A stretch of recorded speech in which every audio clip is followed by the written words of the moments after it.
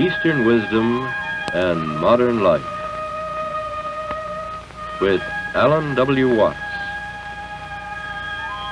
Produced by KQED San Francisco for the Educational Television and Radio Center.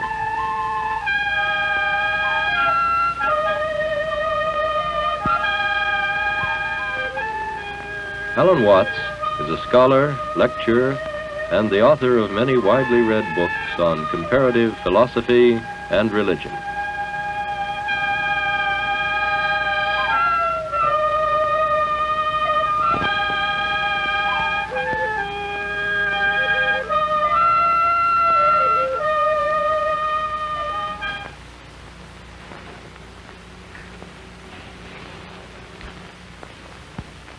It was as a result of looking at paintings like this that I first became interested in Eastern philosophy.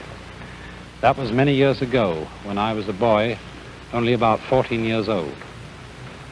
And the thing that grasped me and excited me about this vision of the world was the astonishing sympathy and feeling for the world of nature. Think, for example, of a painting like this, which is called Mountain After Rain. A painting by the Chinese artist Gao Kogung, showing the mist and clouds drifting away after a wet night of pouring rain. And it's fascinating for us to think that pictures of this kind are not what we would call just landscape paintings. They are also icons. That is to say, they are a religious and philosophical kind of painting. We are used, of course, in thinking of iconographic or religious paintings, of thinking of pictures of human figures, of angels and saints and divine beings. But when the mind of the Chinese expresses its religious feeling, it expresses it in the objects of nature. And their feeling for nature is in one very important respect strangely different from ours. And that is as a result of the sensation that the human being is not someone who stands apart from nature and looks at it from an entirely outside position. But the human being has himself the feeling of belonging right in nature. And this is very startlingly illustrated. If you look at another painting, this one by the great Sung Dynasty painter Ma Yuan, called Poet Drinking by Moonlight. You would think it was just a landscape painting and puzzle, find the poet. But if you look very closely in the bottom part of the painting, you will see him right there, drinking a cup of wine, sitting at a table with his boy attendant beside him. I suppose that's the equivalent of what would be a graduate student for a professor of English literature in these days. But that tiny man lost in the landscape is representative and symbolic of the whole attitude of the Chinese mind and of Chinese philosophy to the harmony of man and nature. Man not dominating nature, but fitting into it and feeling perfectly at home. But you know, our attitude is very strangely different. And we constantly use a phrase which in the ears of Chinese people sounds very peculiar indeed. We speak constantly of the conquest of nature, the conquest of space, the conquest of mountains like Everest. And they would say to us, well, what's the matter with you? Why must you be in such a fight all the time with your environment? Aren't you grateful to the mountain that it itself lifted you up when you got to the top of it? Aren't you grateful to space that it opens itself out for you so that you can travel through it? Why do you think all the time of getting into a fight with it? But that is indeed, isn't it, our dominant feeling. That we are using science and technology, the powers of electricity and steel, to carry on a fight with our external world and to beat our surroundings into submission with bulldozers. And it's also the same with our attitude to our own nature, because we've been brought up in a religio-philosophical tradition which has taught us to a great extent to mistrust ourselves. That is to say, it has taught us as reasoning and willing beings to mistrust our animal and instinctual nature. We have inherited a doctrine of original sin, which tells us not to be too friendly, to be very cautious with our own human nature. And this is something which is all very well, for we have indeed achieved marvelous things by technological interference with and alteration of nature. But if this thing is carried beyond a certain point, it gets us into very serious trouble indeed, as a result of what I would call the law of diminishing returns. Now, it's something like this, to illustrate it in a very simple way. Supposing you start mistrusting your own senses. Supposing you're the sort of person that when you go out for a walk in the morning, you're going down to the market and you wonder, did I turn off the gas stove? And you've only gone a few paces from your house and you think you must go back and take a look in the kitchen and see if you really did turn it off. So back you go and you open the back door and look in the kitchen. Yes, you did turn it off. So you close the back door and off you go again. And then a few paces out you think, I wonder if I really saw correctly. Did I look carefully enough? And if at that point you break down and go back again, the more careful you're going to be, you're never going to get out shopping. You're going to be tied in a bind.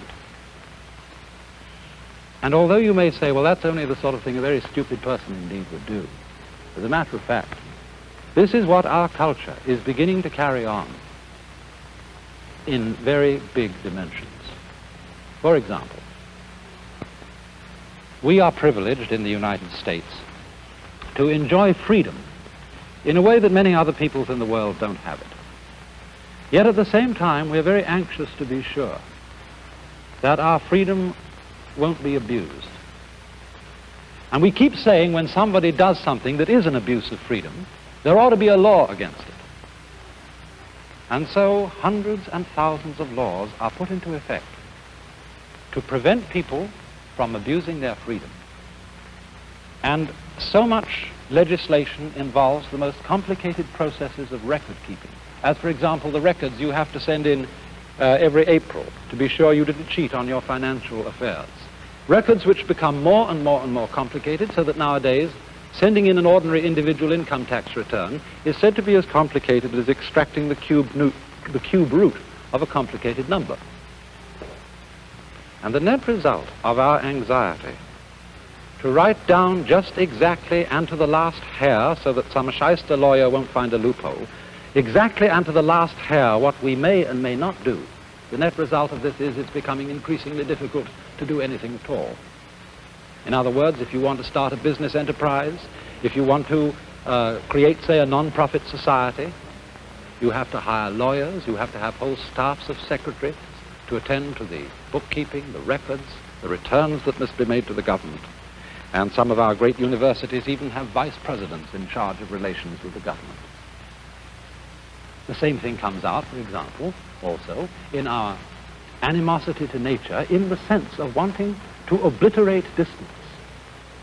We want to go faster and faster everywhere we go, and so annihilate the span of the earth between ourselves and the place we want to reach. But what is the ultimate result of this? Just think of it. If you're getting faster and faster from point to point, and obliterating the distance between points, two things happen. In the first place, all points that are set next to each other by, say, jet propulsion, tend to become the same point. In other words, the faster you can get from Los Angeles to Hawaii, the more Hawaii becomes exactly like Los Angeles. And therefore tourists keep asking, well, has it been spoiled yet? And by that they mean, is it just exactly like home? And furthermore, if we begin to think about our goals in life as destinations, as points to which we must get, it begins to cut out all that makes the point worth having. It's like saying, well, instead of giving you a full banana to eat, I will give you the two precise ends of the banana. and that would not be in any sense a satisfactory meal. But that is what happens as we tend to fight our environment and to want to get rid of the wonderful limitation of space and distance. And you know, if we carry this kind of thing to its ultimate extreme, we get into a most extraordinary tangle, which I think I could very well illustrate in this way. Let's go and have a look over here at a sentence which has been written on the board. That is a sentence which is behaving like we are behaving in our mistrust of nature. That is a sentence which fundamentally does not trust itself. And it says of itself, this statement is false. Now, what do you see funny about that? This sentence behaves in an extremely peculiar way. Because if it is true, then it is not true. And if it's not true, then that's what it says. That it isn't true, so it's true. So that if this statement is true, it is false. And if it is false, it is true. And so on and so on. In other words, the meaning of the sentence is oscillating. It's shaking from true to false, like an electric bell vibrating. And in other words, you might say that this particular sentence is suffering from anxiety. For anxiety is the condition that comes upon us when we fundamentally mistrust ourselves, when we mistrust our own nature, and are trying to keep such a tight grip on it that we start to tremble, as one's hand starts to tremble if you become extremely anxious to hold it still. Now, Chinese thinking, of which there are really two main currents, the Taoist current and the Confucian. Taoist, that's spelled T-A-O-I-S-T, and Confucian. And both of these main currents of Chinese thought agree on one fundamental principle, and that is that the natural world in which we live and human nature itself must basically be trusted. They would say of a person who can't trust his own nature, well, if you can't trust your own nature, how can you trust your very mistrusting of it? How do you know that that's not wrong too? And so if you don't trust your own nature, you are as fundamentally balled up as anyone can get. Now it's interesting to look at the fundamental Chinese word, which we translate as nature, because it has a rather different meaning from the word that we use. In Chinese, nature is written like this. You know that Chinese characters are fundamentally pictures. And this first one is the picture that used to be a face. And so it means oneself, or of itself. And the second character, I don't know what this was originally, it's become now a very abstract figure.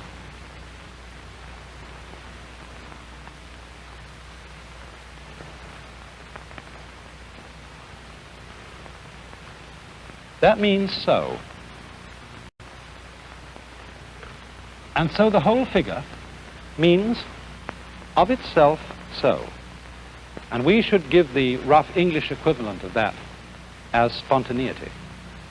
That which happens of itself, just in the same way, for example, that your hair is growing by itself, your heart is beating by itself, so that if you feel your pulse, you get this funny sensation of movement going on inside your body, and you think, ah, I'm not doing that. That's something queer going on inside me over which I have no control.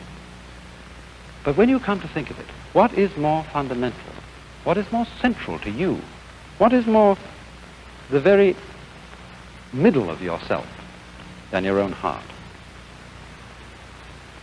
And so this idea of nature, that which happens of itself so, is a process which is fundamentally not under our control, which is happening all on its own, just as our breathing is happening all on its own, and just as our heart beating is happening all on its own.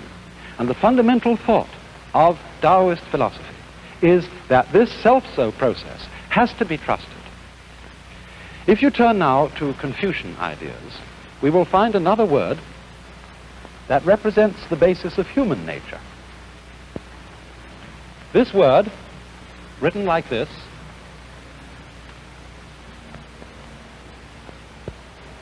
has a funny pronunciation. Although when we Romanize this word in English, we spell it J-E-N, it's pronounced Yuan. Sort of like rolling an R, or rather saying R but not rolling it. And this word is the cardinal virtue in the whole system of Confucian morality. It's usually translated human-heartedness or humanness. But when Confucius was asked to give a precise definition of it, he refused. He said, you have to feel the meaning of this virtue. You must never put it into words. And the wisdom of his attitude about not defining yuan is simply this, that a human being is always greater than anything he can say about himself and anything he can think about himself. If we formulate ideas about our own nature, about how our own minds and emotions work, those ideas are always going to be qualitatively inferior, that is to say, far less complicated, far less alive than the actual author of the ideas themselves, and that is us. So there's something about ourselves which we can never get at, which we can never define, in just the same way that you can't bite your own teeth, you can't, without the aid of a mirror, look into your own eyes, you can't hear your own ears, and you can't make your own hand catch hold of itself. So that you must basically trust this. Confucius would say he would rather trust human passions and instincts than he would sometimes trust human ideas about what is right. For example, when people go to war, they very often go to war about who has the right ideology, who has the right of this particular dispute, and who has the wrong of it. And because there can be no agreement, no compromise between principles of right and wrong, ideological wars generally tend to be vastly destructive. On the other hand, when we go to war for simple, ordinary greed, because I am greedy of another people, of another nation, I want to carry off their goods, I want to carry off their women, I will at least be sure in going to war with them that I don't destroy the thing I want to possess. And so,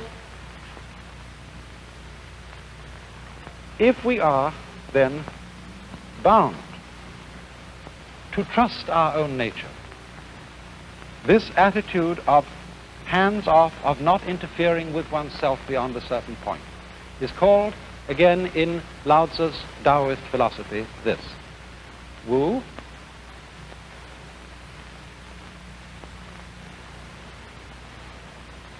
Wei.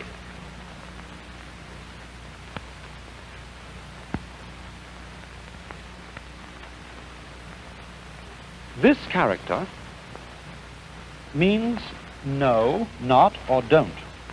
And it's said to have been originally based on a picture of bunches of grass tied together like this, indicating that a certain area is taboo. You mustn't step on this area. The ground is sacred. So don't, keep off, is its meaning. And it's possible that this was originally a drawing of a hand over a bird.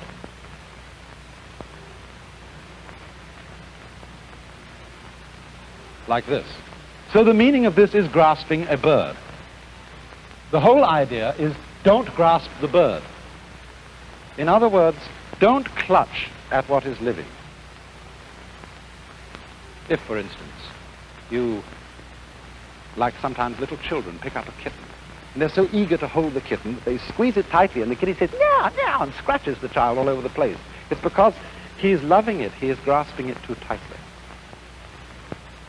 And so in the same way, we have to allow all living things to let go and manage themselves. Look, supposing if in drawing I wanted to be absolutely certain that my hand didn't go away from a line, and oh, I began to get anxious. Is it going to go straight? And so let's bring in this hand to hold on to it. Oh, and let's send this one straight. But now how can I be sure my left hand's going to stay still? Maybe the right one will have to catch hold of it. Oh, and then we're in a total mess.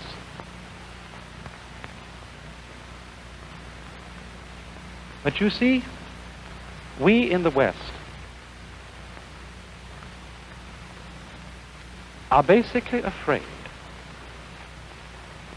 that if we trust our own nature, everything will turn into chaos. We're afraid, as it were, not to keep holding a club over our heads, to keep watching on our instincts and our passions and our so-called uncivilized animal natures, fearing that they will go awry. But you know, when you let go of that grip on yourself, sometimes astounding things happen. You get out of your own light. You're functioning altogether in one piece. I mean, after all, a person who is basically divided against himself, who is in inner conflict and is trying to go in two directions at once, he can't go anywhere. He just has to sit and dither. Whereas if I'm going all in one direction, then at least I'm going. And even if I'm going in the wrong way, I can change the direction. But if I'm trying to go in two ways at once, I don't get anywhere at all.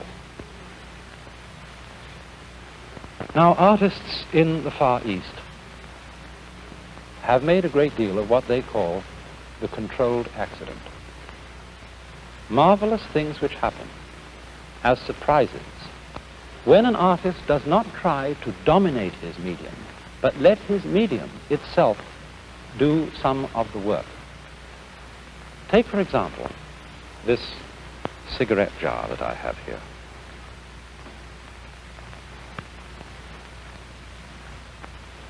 You see the glaze has just been slopped on it with a swift motion of the wrist. And do you notice, as I turn it, that there are all sorts of little flecks of white inside the black outline there. And little flecks of black, like right here, outside the main band of black. It's incidental things like this which to the Chinese and Japanese mind, and increasingly to our own way of thinking, make the real beauty of things. For instance, consider a shell like this. Here is an object which any one of you would pick up on the beach if you saw it. And yet, what does it represent? If you saw a painting with markings on like that, you might say, well, that's not what I call a painting. It doesn't look like anything. And yet, as I say, none of you would hesitate to pick that up and treasure it if you found it. For it, too, like the jar, is a sort of controlled accident. And it is the art of trusting the medium to express itself along with your own contribution to it as an artist. When this harmonious relationship of man and nature is brought into play, we get marvelous little objects of this kind. And so in the same way, if we can learn to trust our own nature, we will, I think, be profoundly surprised that things don't go out of control at all, but on the contrary, suddenly come back into control. Take, for example, a very familiar instance. Supposing you're learning to ride a bicycle. Some of you will have known that when you started out this rather difficult art, you found yourself immediately falling over, and your first instinct was to turn the wheel right opposite the direction in which you were falling. And in this way, you collapsed totally on the ground. It seemed to be common sense to turn away from the direction in which you were falling And yet the thing you have to learn to do is to turn the wheel in the direction in which you are falling. And in this way, you zoop, suddenly come up straight again, and you're in control. You expected to fall. You went with the fall, and you came to yourself again. In precisely the same way. When we go with our own nature, our own inner feelings, we come into control of them. We don't lose control. If we fight them, we get in that state of balled-upness, of anxiety, of dither, which makes us incapable of doing anything at all. An anxiety and a dither which is comparable to the whole problem of maintaining freedom in a world like ours. The problem that we are in danger of losing our freedom through being over-anxious to preserve it.